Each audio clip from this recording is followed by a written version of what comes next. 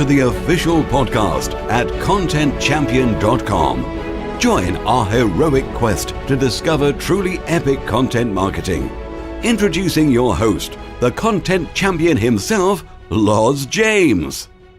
Hi guys, welcome to session 25 of the Content Champion podcast. Thanks for listening. In this episode, I'm delighted to be chatting with distinguished IT engineer, entrepreneur mentor and prolific author Robbie Allen. Robbie is an expert in the fields of big data and automated software. And as founder and CEO of Automated Insights, his team has just developed an exciting piece of software called Wordsmith for Marketing, which we discuss in the context of handling big data sources and measuring the effectiveness of your content marketing campaigns. Let's dive in. Many thanks for coming on, Robbie. Yeah, thanks for having me. Now, in today's show, I'm going to be asking some big questions about big data, artificial intelligence and automated software as they relate to content marketing. And it's great you've come on because you're not only a distinguished IT engineer with no fewer than 2 master's degrees from MIT, but you're also a serial entrepreneur, the author of 10 books, and the founder and CEO of Automated Insights. As if that wasn't impressive enough, you've also worked as a software engineer at some of the world's biggest brands. So tell me about your early career, Robbie. I did computer science as an undergrad. I learned pretty early on that my initial dream of being a professional baseball player wasn't going to work out. And so I decided to focus my efforts on computers, which this was in the early 90s. The web was just starting to come around, and I just really got into it. And so started to learn a lot about computers. I started doing internships. I did an internship at IBM and one at Cisco Systems. Then I actually went to work full-time and then went to school part-time. And so it took me a number of years to actually get my degree. But during that time, I was able to work at some cool places, including live out in San Jose during the dot-com boom in the late 90s. What was that like, the dot-com boom? Must have been exciting times. It was, it's funny to look back on it in retrospect. I mean, when we were there going through it, it wasn't like, it was a special time, but you didn't know this was going to be like a seminal moment in the history of the internet. Everybody thought that things were just changing and it was always going to be like this. But it was super exciting. Back in those days, I was in my early 20s, working 80 hours a week, literally sleeping in the office 3 nights a week. And that was just generally accepted just because there was so much going on. The time when I was at Cisco, their stock was splitting every 6 to 12 months, and just a lot of excitement in general in the valley. Harking back to that time, you've carried on this work with startups and you've advised many entrepreneurs. What are some of the standout projects you've worked for? One, when I was at MIT, I got to know several entrepreneurs that were a part of the original Y Combinator class. So Zobni, for example, I was good friends with Adam Smith, who was one of the founders of Zobni, and again, part of the original Y Combinator class. So I got to see that from the very early beginnings. Their first class was in Boston. Now they're in California, but they originally were in Boston. And so it was just fun to see them and Reddit and all of those early guys just trying to figure out what to make of this Y Combinator thing. And it's just great to kind of see them develop from the early stages. A lot of these companies are now household internet brand names. What's the culture like at the startup? Is it really exciting and everyone's really raring to go? It's not unlike how it is for any startup when they first get started, and it's just, a couple people working late nights. I remember, there were several of the Y Combinator companies that had a flat in Cambridge. And I asked Adam Smith one day if I could stop by and, happy to bring them dinner or something like that. And I asked him what they ate, and he said pizza and ice cream. And so I brought those guys pizza and ice cream one night for dinner, and they seemed very appreciative. But it was just, their living room was just a desk with people sitting, programming. I mean, it was just clearly it's an all-consuming thing, especially at the early stages. Sounds like that scene from The Social Network where they're all just programming and just eating pizzas. Okay, that brings us up to date then with Automated Insights, your current company. Where did this all begin? I understand that artificial intelligence is at the core of your automated software solutions. I had started a company originally when I was still working at Cisco in 2007 called StatSheet, which was a sports analytics site. Eventually I thought, I wanted to create something significant, but in order to do a sports media company nowadays, you have to be able to generate a lot of content. And the tried and true method of doing that is you hire a bunch of people to do that. But that kind of went against my background. I had spent my career automating things, and the last thing I wanted to do was to go out and hire 50 writers to produce content. So as I started to think about it and analyze it, I thought, well, for certain types of quantitative analysis, for example, like sports analysis, it's really just analyzing the numbers and describing what happened in those numbers, who won and lost the game, which players performed the best. And I thought, well, if it's that algorithmic, then I could actually create software that replicated what a sports journalist did. And so that's kind of how it all got started. And then in 2010, I raised a seed round of funding. In 2011, we raised our Series A. And at that point, we had realized by then that this notion of automating content from data applies to more than just sports. It actually applies to, just about every field nowadays that has data, finance and sales reporting and marketing and lots of different areas. So we thought, well, instead of doing the stat sheet thing where we're trying to become the next generation sports media company, we're going to pivot and become a B2B company that creates content on behalf of other companies. Because the big challenge that I saw is that, my career, I've spent a lot of time with visualizations and dashboards, but those solutions are largely inadequate for communicating insights at scale. Most people just want to have it delivered in plain English or in their native tongue. There's not really good solutions for developers to do that. And so that's kind of was the initial impetus behind Automated Insights. And all of this has great implications, of course, for content marketers, which we'll get onto later. Just backing up a bit there, I'm thinking Moneyball. Have you seen the film with Brad Pitt, where he is using the mathematical models to see how well various NFL teams are going to do? Absolutely. In fact, I read the book, I think 3 times. I think it came out in like 2002. I got it when it first came out. That kind of describes the trend. And in fact, that's been going on. It's been applied to lots of fields now. There's, the concept of big data is another overhyped term, but it's something that, as we see talking to lots of different big companies, everybody now is thinking about data. How can I collect our data? Are we making sure that we're doing everything we can to get data? But still, the big challenge even today is, well, all right, now we have all this data. What the heck are we going to do with it? Are we going to just pump it through some sort of dashboard and hope people can decipher what it all means? And then where our solution comes in is to actually take that and describe it in the way that an expert would, or the way that maybe a data scientist might, to try to make sense of that data. Okay, now obviously based on your background and what you've said already, there are probably only a handful of people on the planet at the moment more capable of talking about this big data thing, automated software development and artificial intelligence than you are. But let's start with the big picture, if you like. Over here in London, a supercomputer has just passed the Turing test, convincing over 30% of experts that it's human. As you've intimated there, are we perhaps on the cusp of something big in terms of consumer-level artificial intelligence and its use in automated software? I read about that as well in terms of the chatbot convincing 30% of experts that it was human. I'm not surprised. There was a study that came out, an independent study by a professor at a university earlier this year that found that our content was indistinguishable from that produced by humans. And so, the Turing test is a little bit of a misnomer in terms of exactly what it means. I mean, it really just means 30% of people that looked at something were convinced that it was produced by a human when it was really produced by software. I think for that specific test, it had been better because what they did was they emulated a 13-year-old boy. And they had 30% of experts interpret that as a human. What would have probably been a better test is actually have a bunch of 13-year-old boys see if they believe that it was that. That's a good point, because they're using different language anyway. That's right. So I don't know if that specific test was a great indicator of us passing over something. Again, we produced 300 million personalized stories last year with our software. We couldn't do 300 million if people thought it sounded like it was produced by a computer. Inevitably, all of our customers say that what we produce for them sounds just like what their people internally could produce. We're already past the point of what the Turing test indicates, or what people think, is it possible for computers to replicate the writings of people. I think we've proven that at least a couple of years ago, if not even longer. Okay, so we've got Siri, we all know about that. There's Google nearby coming up. There's some complex financial management software available out there, artificial neural networks available in hospitals.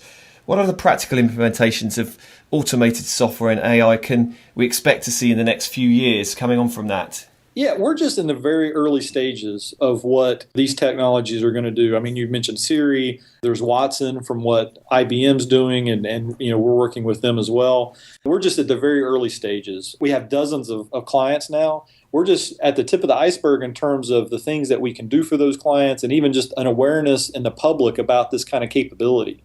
That's the thing that we find the most is people, aren't even still aware that you can do some of the things that you can do now with artificial intelligence. And so a big piece of this is just awareness. As more people become aware of this, then there's more ideas. We're surprised every day by the clients that come to us with ideas that we would have never thought of. And so it's really encouraging. And, I'm really excited even just about the next 2 to 5 years, some of the big advances that you'll see that'll be far beyond, even some of the ones that you've seen in the last couple of years. Looking at content marketers, how do these systems tie into automated software that can actually help content marketers? What sort of applications are we looking at in general? So the big challenge that we address, isn't really specific to an industry. The challenge is we're overwhelmed with data that's only going to continue. There's only going to be more data. There's not going to be less data over time. And so the challenge that content marketers have and that, just about everybody in every industry is going to be facing is that I'm overwhelmed with data. What does it all mean? What do I do with it? And so what our solution does specifically is help people bypass having to be a data expert by providing them the insights related to their data in plain English. And so that way, we don't require everybody to have a deep understanding of their data and to essentially know the ins and outs of all the analysis. We can actually provide that for them. And so they can really just make sure that they have data, and then we'll take care of actually analyzing it and describing it for them. You've got a twofold approach then to two problems that marketers have. One is consistently producing enough quality content, which you've already touched on. And there's also analysing metrics effectively so they can assess how well their campaigns are doing. Walk me through Wordsmith for marketing and your automated content solution, which you've already mentioned. As we've said, these could potentially be game changers for content marketers. Typically, our mode of operation is that we'll work with clients, they'll provide us the data, and then we'll generate content about that data. Last year, we started looking around, or what are some other data sources that may be available that people are trying to decipher what the data means, and it's something that we could create a product around. We're longtime website creators and maintainers and content marketers, and so one obvious one that came to mind was Google Analytics. Millions of websites use Google Analytics. The Google Analytics dashboard is almost infamous at this point around. It's great that it provides lots of functionality, but it also can be very daunting if you're trying to figure out what the heck's going on with my website, what content is performing well. And so we thought, well, that would actually be a great product for us, is why don't we build a product that allows you to authenticate your Google Analytics account, and then we'll essentially free you from the burden of having to go into the Google Analytics dashboard to figure out what's going on with your website. And so Wordsmith for Marketing, which is primarily targeted at agencies that have this problem in spades, does exactly that. You authenticate your account, and then we can provide weekly, monthly, or quarterly reports that can be completely white labeled and customized that go anywhere from 6 to 10 pages in detail around your website, your traffic, social media, paid search, and just goes through all of that. Makes it very easy. You could spend just a few minutes reading over that and get a really good understanding of exactly what's going on with your website versus having to spend hours pouring through Google Analytics. And what's the software behind this doing? How is it producing this functionality? Our platform is called Wordsmith. It's a patented platform that enables us to essentially take data, create custom and complex calculations on that data that do advanced metrics and figure out trends over time, anomalies in the data, and other sort of key statistical analysis.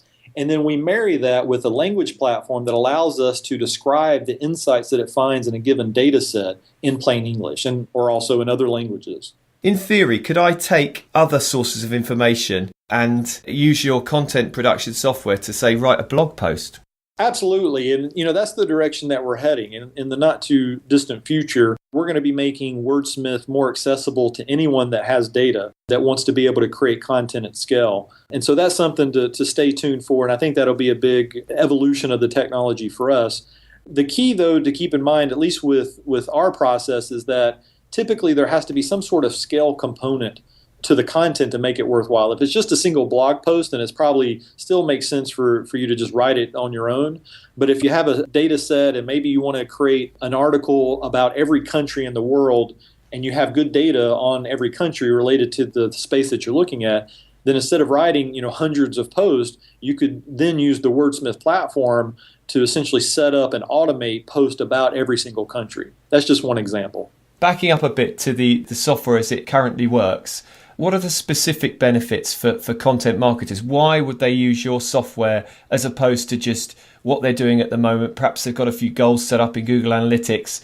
What sort of customizations can they do, and what are the on-the-ground benefits of using your solution? The trick is that Wordsmith for Marketing specifically frees up people from having to go through the drudgery of trying to do the analysis themselves. And, sometimes people will say, well, I think there's certain types of trends and analysis that only people can find, or that, there's certain things that you have to have a person do that analysis for. That's something that I will debate. I think ultimately all forms of analysis should be codified and automated. And in fact, I think, even within 5 years, 10 years at the outside, that the role of data analysts or folks that are paid primarily to analyze data and produce reports out of it, those jobs are going to be gone. And they're going to be replaced with a platform like Wordsmith that those people then program that enables them to codify their knowledge and be able to generate reports to lots of people automatically. And so for content marketers, I'd argue that, and what we found with the several dozen clients that we've had sign up for Wordsmith for Marketing is,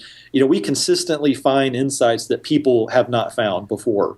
And it's just because with our technology and we're cloud-based offering, we can do lots of processing that people just would not be able to do on a consistent basis. But we can do it week in and week out, and we can continue to add to it over time so that over time, the analysis only gets better. It's not required that, all right, somebody left the company and then they took all the knowledge with them, and now we got to replace that person with hopefully somebody else that's just as smart that can also do that analysis. You don't have that problem with software. And that's been a big benefit for Wordsmith for Marketing.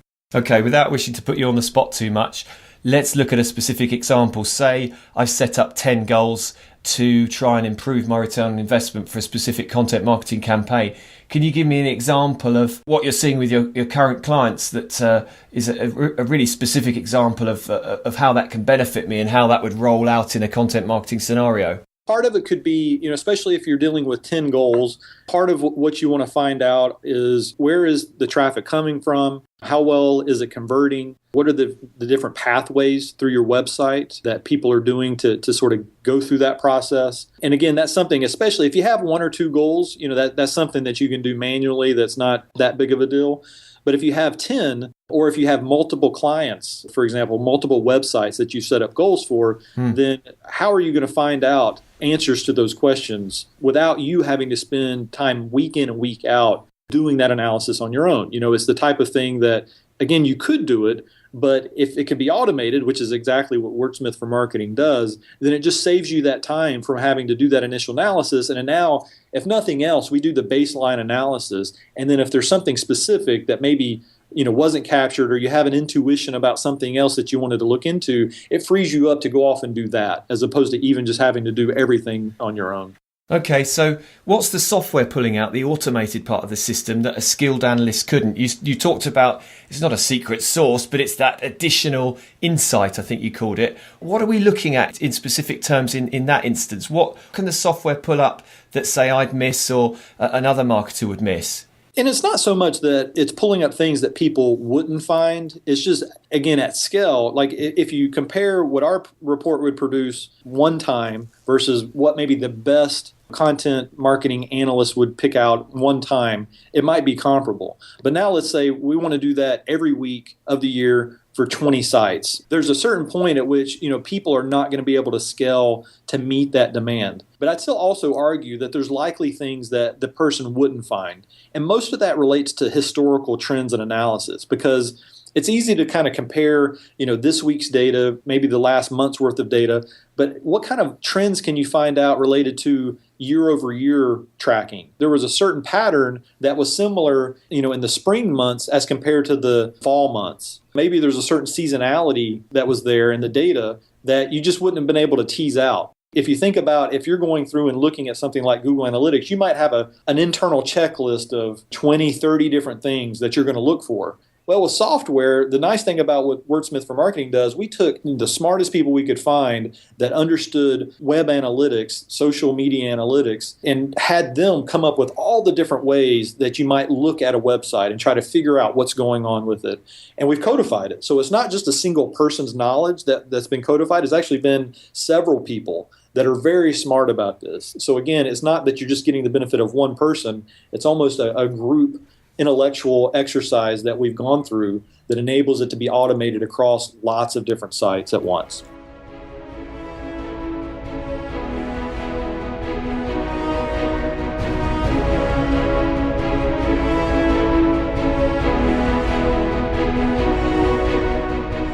You're listening to the Content Champion Podcast, showcasing the best content marketing strategies across the web. We're back with Robbie Allen. You've mentioned this as well, we've touched upon this, intelligent software. What do you say to people who think that we can't really totally emulate human thought, emotion, decision making? This isn't designed as a replacement though, is it? Yeah, what we're providing isn't necessarily a replacement for humans. In fact, we often get this question, and the typical response that I provide is that, if anything, what we do helps free up people from having to do sort of the mundane or the drudgery of analytical day in, day out across lots of different instances. We can do that. Computers can do that now. There's no reason to have people, like I mentioned before, mulling over spreadsheets and trying to figure out what are the numbers telling me in the spreadsheet. That should be automated. And what that does is then free up people to incorporate not only quantitative analysis, but what people are really good at, which is qualitative analysis. So you can draw on experience and heuristics, draw on the senses and other things. And that's something that, at least currently, is more problematic for computers to do. I won't rule it out from computers ever being able to do that, because as with sensors are becoming more prevalent in society, and as they collect more data around temperature and is able to analyze what's going on in a given environment with cameras and things of that nature, I think eventually you'll even see computers doing that. But for the most part, humans are still the champs when it comes to qualitative analysis, and I don't see computers replacing that in the near term. Ultimately, it's not necessarily a net negative, I think, for people. It frees up people from having to do the mundane work that they're not optimized to do anyway, and it's much more optimized for computers to do. Okay, let's broaden things out a bit. You mentioned the near term there, looking ahead into 2015. What trends do you see developing in the big data and automated software marketplace over that time? Yeah, so we're still, as I mentioned before, really early on in this process. Again, Automated Insights has been around since 2011. I originally started working on the technology on my own in 2007, but still every year as we bring on new and bigger clients, we continue to evolve the technology. And every year I look back and just am amazed at how much the technology's progressed. So for example, we generated over 300 million personalized pieces of content last year. This year, we're projecting to do over 1 billion pieces of content.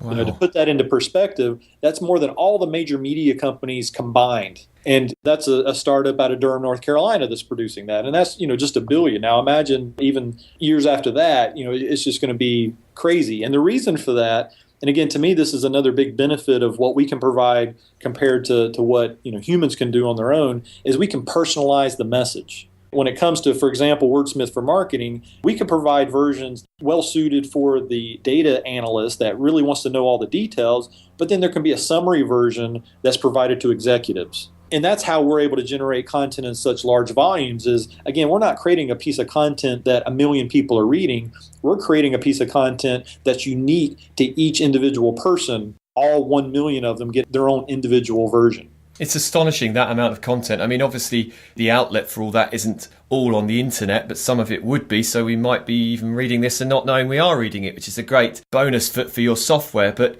how does Google deal with that auto-generated content, or isn't that even an issue? I think the issue is that early on, the notion of automated content was related to, spam, was related to crappy content, that people were just kind of plugging in a few words and trying to pass that off as content. What we produce is not that at all. In fact, the bar that Google typically uses, the bar that you have to set for your own even content marketing efforts, is that you have to create content that people seek out and that they appreciate and enjoy reading, right? And so our content passes that bar. We're not just creating content for content's sake. We're not a content farm. We're not creating crap content that people, are saying, oh, I got to read this again. We're actually creating personalized content or content that's done at scale, but maybe it's unique to a specific vertical that's very specific to a certain subsegment of that vertical. But again, it's something that somebody would want to read. It's not just trying to capture page views. And so we've actually not run into problems with Google with our content. Again, we're trying to make sure that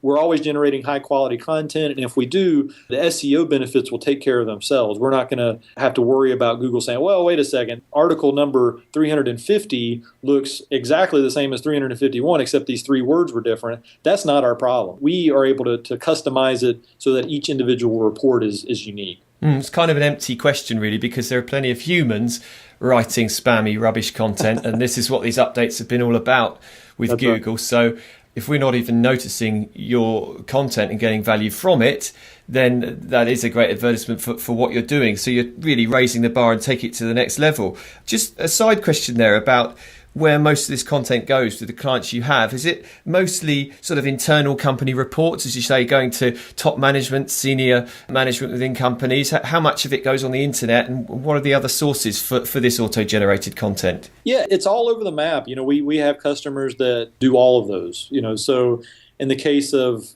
Yahoo, we do a lot of fantasy football content for them that's just available via the web. In fact, it's funny, what they found was what happens is every week during the fantasy football season, we would generate a recap for every fantasy team that described why their team won or the other team lost, just summarizing that week's matchup. And typically all of Yahoo's fantasy content, because it was, there was no real SEO value to it because it was, they have millions of users and, each one of them has their own leagues. They didn't have that indexed by Google. But what happened was as soon as we started producing these recaps for them, people started sharing them via Facebook and Twitter, but the links would be blocked. So Yahoo actually had to reverse their policy and enable the recaps that we produced to be public because all these people were sharing this content. Now they could actually share it. And we just saw the social engagement go through the roof with that. So there's those cases. We're working with some very large Fortune 100 companies that are doing sales reporting across their thousands of sales agents inside the U.S. and internationally.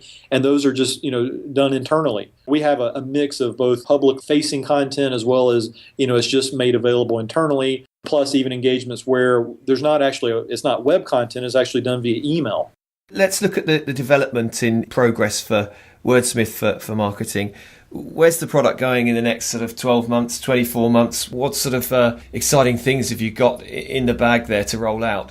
We've targeted agencies primarily for the product just because, again, typically agencies we found were already writing reports that they were sending to their clients on a monthly basis or quarterly basis. When they saw our reports, they were like, well, that's what we're trying to do, except we have to spend valuable hours every week internally having somebody create these reports by hand. We've essentially removed that burden from them. And now instead of it just even being monthly, we provide the option so they could generate these reports even weekly for all of their clients. So that's been a big success for our customers there.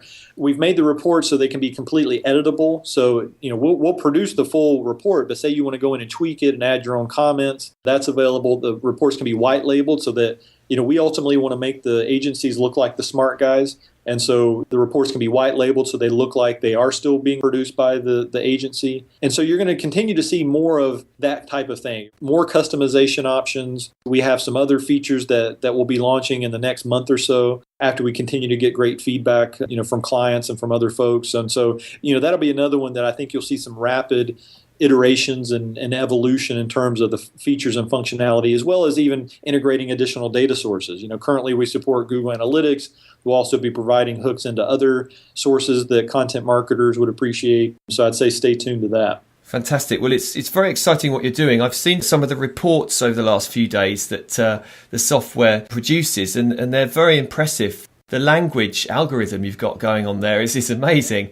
If my listeners want to check out the software themselves, can you remind us where we can find you online, please? Yeah, you can just go to automatedinsights.com, or the wordsmith for marketing product is at app.automatedinsights.com. Wait for it, listeners. Here comes the PS question. This is what I call the PS question. And I like to ask everybody if they could come up with one advanced content marketing strategy that my listeners can take away and use right after this call. So I'd be really interested on your take on this, please, Robbie. Sure. So first would be interviewing key stakeholders in the industry. We've actually started doing that, and we've seen a lot of good results from it. It's a good way to incorporate different and highly respected viewpoints into your marketing. It builds trust. It helps get the word out. It just overall helps your co-marketing efforts by integrating, other people and getting them knowledgeable about what your efforts are. And oftentimes, they're interested in returning the favor, and maybe they'll interview you as well. The next one would be not focusing on vanity metrics, whether it's just looking at page views or followers. Those are good at a certain level, but they don't actually tell you anything interesting about how it's helping you drive new sales, for example. Content marketers tend to get too wrapped up in metrics like those, when really they should be focusing on conversion rates and what's impacting revenue. Using A/B testing to pinpoint best ways to try to generate new leads and what of your efforts are actually impacting those.